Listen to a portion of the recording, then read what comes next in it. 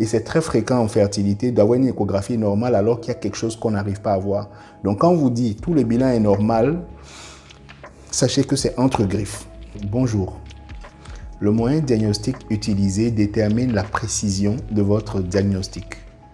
Je suis Dr Zaïd Olatunji, médecin spécialiste en gynécologie obstétrique et en traitement de l'infertilité. Pour améliorer votre connaissance des maladies gynécologiques obstétricales et vous donner des astuces pour améliorer votre santé dans ce domaine.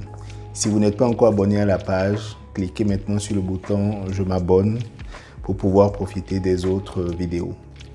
Alors, je vais partager aujourd'hui le cas d'une patiente qui a un polype.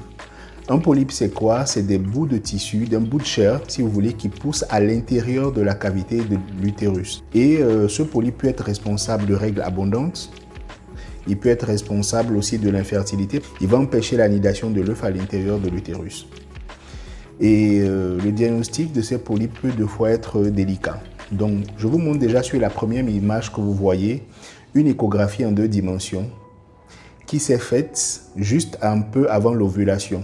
Le moment est précis parce que si l'échographie avait été faite 10 jours plus tard, tout serait blanc, on n'aurait pas de contraste, on n'aurait pas pu affirmer ce diagnostic. Après l'échographie 2 dimensions simple, on peut faire une hystérosonographie, c'est une échographie de contraste. On envoie du liquide dans la cavité utérine qui vous donne l'image que vous avez. Ça donne tout ce qu'il y a de noir, c'est de l'eau salée qui a dilaté la cavité utérine. Donc on voit au milieu de l'image qu'il y a une structure tissulaire qui fait contraste. Ça aussi, ça permet d'améliorer et là on peut affirmer clairement qu'il y a quelque chose à l'intérieur de l'utérus.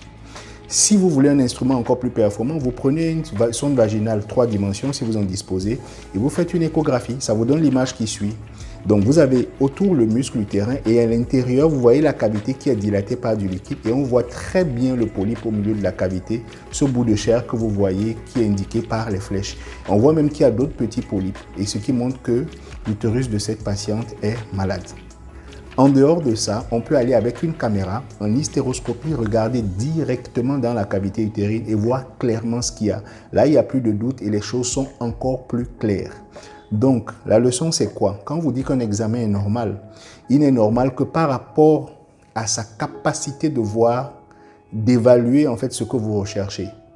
Si vous prenez un examen plus puissant, à ce moment, on peut trouver des choses que l'échographie n'avait pas trouvées. Et c'est très fréquent en fertilité d'avoir une échographie normale alors qu'il y a quelque chose qu'on n'arrive pas à voir. Donc quand on vous dit tout le bilan est normal, sachez que c'est entre griffes.